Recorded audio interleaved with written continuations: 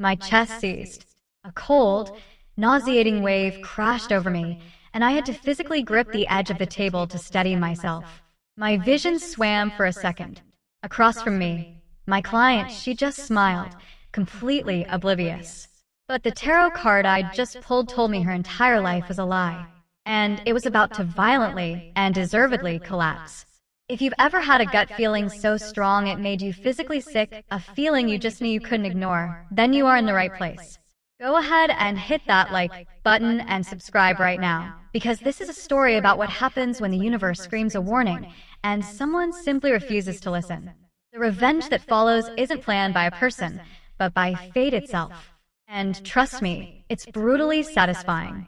For about 8 years now, my life has revolved around these 78 pieces of cardstock. I'm a professional tarot reader. And no, it's not about crystal balls or predicting lottery numbers. It's about patterns, about the energy people bring into the room. I've always prided myself on maintaining a professional calm, a kind of objective distance. My job isn't to tell you what's going to happen, it's to show you what's already happening right under your nose. But every once in a while, a card comes up that breaks through all my professional barriers. It's like a jolt of electricity, a shot of ice water in the veins. It's a feeling I can't ignore. Which brings me to a client I'll call Clara. Clara came to me a few weeks ago. On the surface, she was the picture of success. Sharp blazer, perfect hair, a warm but slightly guarded smile. She wanted a standard relationship spread. Everything was going smoothly until it wasn't. I shuffled the deck, the worn edges of the cards whispering under my fingers.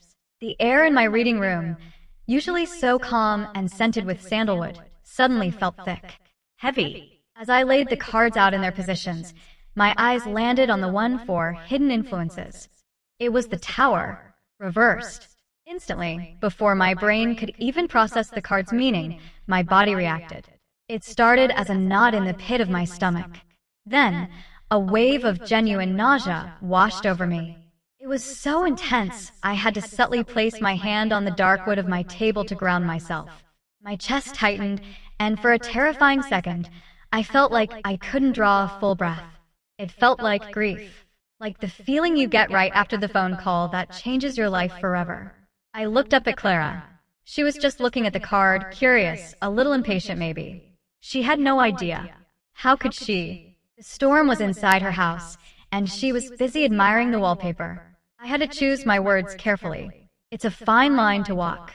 You can't create panic, but you have a duty to deliver the message in the cards. I took a slow breath. Clara, I began, my voice a little shakier than I would have liked. There's something here in the hidden influences, a significant instability. She tilted her head. What do you mean? Like, we might have an argument. I shook my head, trying to find the right words. No, it's bigger than that. The Tower card signifies a massive, foundational upheaval, a total collapse of structure. But when it's reversed, it's different. It's a disaster that is being actively avoided. It's a crisis that has been begging to happen, but someone is holding the walls up with sheer willpower, pretending the cracks aren't there. My heart was pounding. I felt a desperate urge to grab her by the shoulders and say, "Please, listen to me." But Clara just gave a little, dismissive shrug, a tight, forced laugh. Oh, that's probably just stress. My partner, Mark, has been under a lot of pressure at work. Things are a bit tense at home, but we're fine. Solid as a rock. Solid as a rock. The words hung in the air, feeling like a blatant lie. The card was practically screaming at me. The nausea in my gut intensified. This wasn't work stress. This was a rot in the foundation. I tried one more time, leaning forward, making sure she could see the sincerity in my eyes. Clara, please. Just hear this. Don't avoid what feels off, even a little. This card, it feels like something that absolutely needs to break before it can ever be properly rebuilt. You're holding on to something that's already crumbling from the inside. She smiled that polite, dismissive smile again, the kind that ends conversations. I appreciate the concern, really, but everything is fine. I finished the rest of the reading, but the shadow of that reversed tower loomed over every other card. I felt drained, exhausted. When she left, the heavy feeling didn't leave with her. It lingered in my room for the rest of the day. A sense of impending doom that wasn't mine to carry, but I was forced to witness. A week went by.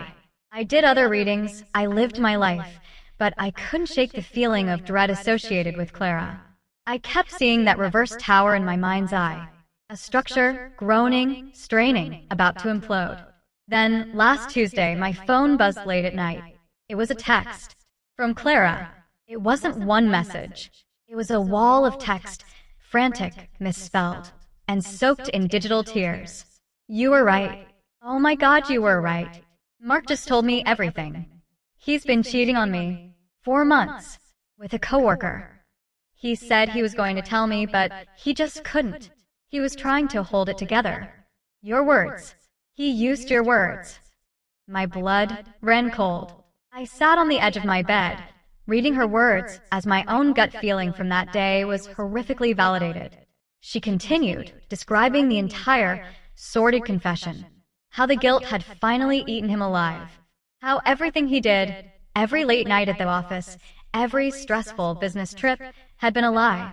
And then came the part that gave me chills. The real payoff. The revenge of the card itself. Clara wrote, the moment the words, "I've been seeing someone else," left his mouth, my entire world went silent. It was like I was underwater. And the only thing I could see in my mind was that card on your table. The tower, struck by lightning, cracking, but not falling down because I was refusing to let it. She told me she finally understood. The nausea I felt, it was her repressed truth. The tightness in my chest, it was her unspoken grief. The crisis that needed to happen wasn't some external event. It was the truth erupting from the prison they had both built around it. The tower's revenge wasn't in predicting a future disaster. Its revenge was in telling a truth so potent, so undeniable, that it forced its way into the light, whether the people involved were ready or not. It held a mirror up to her partner's deceit and her own self-deception. And in that reflection, the whole rotten structure came crashing down. That session will stick with me forever.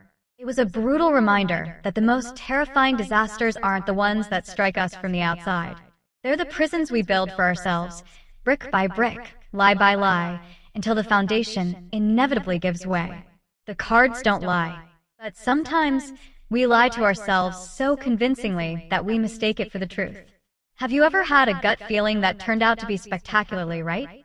That moment where you just knew? Drop your story in the comments below. I read every single one. And if you enjoy tales of intuition, karma, and satisfying justice, make sure you absolutely smash that like button and subscribe for more stories just like this. You won't want to miss what's coming next.